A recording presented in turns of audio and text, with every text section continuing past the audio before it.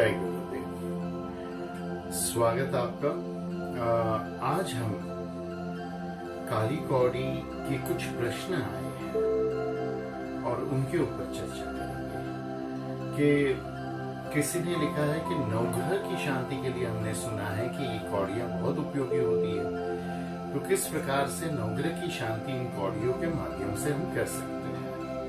तो नवग्रह की शांति करने के लिए आप काली कौड़ी ले लीजिए। ये काली कौड़ी है, ध्यानपूर्वक देखें। इसके भीतर आप पारा डालिए, लिक्विड मर्क्यूरी, और उसके साथ साथ नवरत्न, उपरत्न या रत्न जो भी आपके पास हो, और आपने ज्योतिष विद्या सीखी होगी तो आपको बहुत आसानी से पता होगा कि नवरत्न इसमें कौन कौन से होते हैं। उनका चूरा करके नवरत्न डालिए, कौड़ी को सील कर दीजिए और 9 कौड़ी आप अपने घर के मंदिर में रख के उसकी पूजा करें, या फिर एक कौड़ी को धागा लगा दीजिए और वो कौड़ी पुरुषों के सीधे हाथ में, स्त्रियों के उल्टे हाथ में या गले में धारण कर सकते हैं।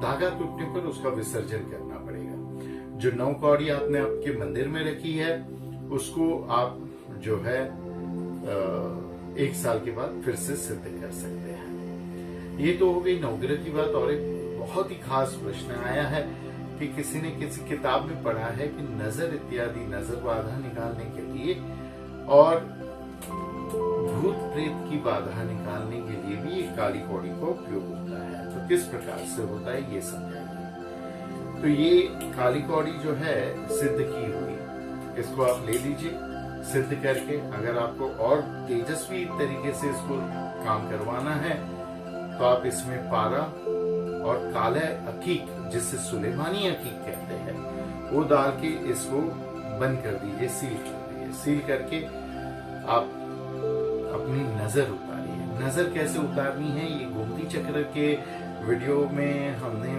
आपको बहुत ही गहराई से बताया। अगर आपने देखना चूक गए हो तो मैं फिर से आपको बताता हूँ कि काली कौड़ी 1, 3, 5, 7, 9, 11 इस प्रकार से मात्रा में लेकर अपनी मुट्ठी में बंद करिए। मुट्ठी में बंद करके उसको अपने सर की चोटी पर लेकर जाइए। वाम भाग से, बाएं हिस्से से आपको नीचे जाना है। पहले कान के पास से आप नीचे जाएंगे, धीरे धीरे करके, इतना तेजी से नहीं जितना मैं गया, एकदम धीरे से। जिन मंत्रों की आपको दीक्षा मिली हो, नजर निकालने वाले मंत्र, नकारात्मकता निकालने वाले मंत्र, उन मंत्र का जप करते हुए जितनी तेजी से मैं जा रहा हूँ उतनी ही तेजी से आपको नीचे बढ़ना है। नीचे जाते जाते जाते अपने पैर के, बाएं पैर के अंगूठे तक चले जाएंगे। बाएं पैर के अंगूठे से उल्टी तौर से सीधे, मतलब आपके सीधे तरह से दाहिनी ओर से ऊपर आएंगे और धीरे धीरे धीरे करके मंत्र बोलते हुए आप सर की चोटी पर आ जाएंगे।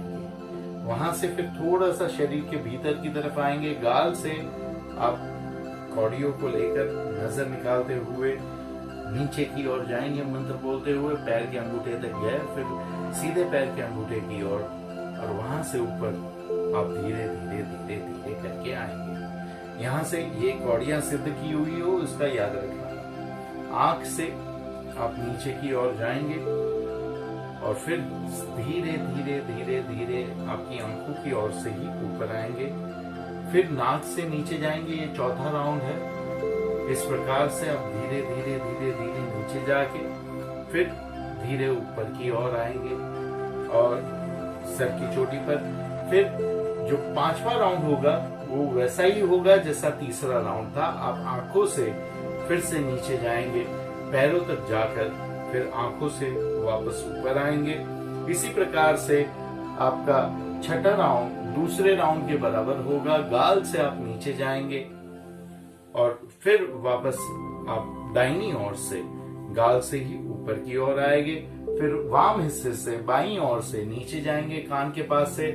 7वां राउंड ये आखिरी राउंड होगा और यहाँ से कान के पास से नीचे जाके फिर वापस ऊपर आके कान के पास से ऊपर आएंगे। फिर इन कौड़ियों को लेकर मूलाधार चक्र पर 7 बार आप घुमाएंगे मंत्र का जप करते हुए। और जब तक आपको एक लोचुंबक की तरह, एक मैग्नेट की तरह पुल महसूस ना हो वहां से तब तक आप क्लीन करते रहेंगे। फिर स्वादिष्टान चक्र, मूलाधार चक्र, गुद्दे और जनेंद्रिय के बीच में, स्वादिष्टान चक्र जनेंद्रिय के बीच पीछे, नाभि में मणिपुर चक्र, हृदय के मध्य में अनाहत चक्र, विशुद्धि चक्र गले में और आज्ञा चक्र भ्रू मध्य में, सहस्त्रार जो चक्र नहीं है सर की चोटी पर, इसको सफाई करके फिर अपने पीछे की ओर कौड़ियों को फेंक देंगे।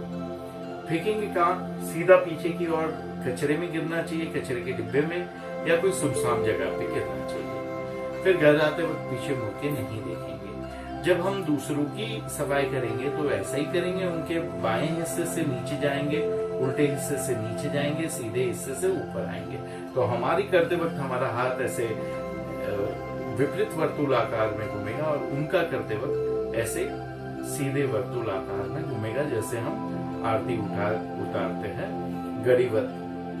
और उनके चक्र को साफ करके उनके पीछे, इस प्रकार से उनके पीछे हम जो है एक कौड़ियों को फेंक देंगे। जैसे आपके बच्चे हो या किसी व्यक्ति की आपको नजर उतारनी हो जो खुद की नहीं उतार सकता है, और फिर आप दोनों चले जाएंगे पीछे मुड़ के, जहाँ पे कौड़ी फेंकी वहां पे नहीं देखेंगे। अब भूत बाधा निवारण के लिए अब फिर से इस कौड़ी को सिद्ध करना है। कैसे सिद्ध करेंगे? इसके अंदर पारा डालेंगे। पारा डालने के बाद आप सुलेमानी अकीक डालेंगे और धागा डाल के, कोई भी रंग का धागा डाल के इसको सील कर देंगे, बंद कर देंगे। उसी धागे में एक 10 मुखी रुद्राक्ष लगाएंगे, लेकिन प्रेत बाधा बहुत ज्यादा हो तो 14 मुखी रुद्राक्ष भी लगाएंगे।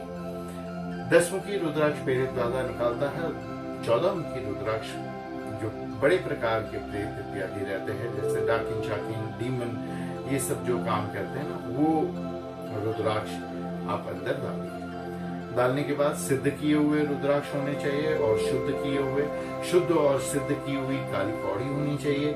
और जिस व्यक्ति को ये बुध बाधा इत्यादि हो रही है, उसके गले में या उसके सीधे हाथ में, पुरुष है तो, स्त्री है तो उसके उल्टे हाथ में इसको बांध देंगे। और फिर जब तक वो धागा है तब तक उसका काम है। धागा टूट गया तो कौड़ी और धागे का और रुद्राक्ष का विसर्जन करके हम देखेंगे। अगर उस व्यक्ति को आपको लगे कि फिर से प्रेत बाधा इत्यादि पूरी तरह से साफ नहीं हुई है, अभी भी कुछ गड़बड़ी दिखाई दे रही है, तो फिर से दूसरी सिद्ध की हुई कौड़ी 10 मुखी और 14 मुखी रुद्राक्ष के साथ हम बांध देंगे। तो ये प्रकार से हम जो है ये काली कौड़ी को सिद्ध करेंगे। नवरत्न से नवग्रह के लिए सुलेमानी अकीक और पारे से नजर दोष और प्रेत बाधा, भूत बाधा, डाकिन शाकिन डीमन, ये सब की बाधाएं हटाने के लिए हम ये काम करेंगे। तो इस हमारे चैनल को और इस वीडियो को, ये ज्ञान को सभी के साथ साझा करें और सबको हमारे चैनल से जोड़े, है ना। तो आपसे फिर मिलेंगे। हरि ओम।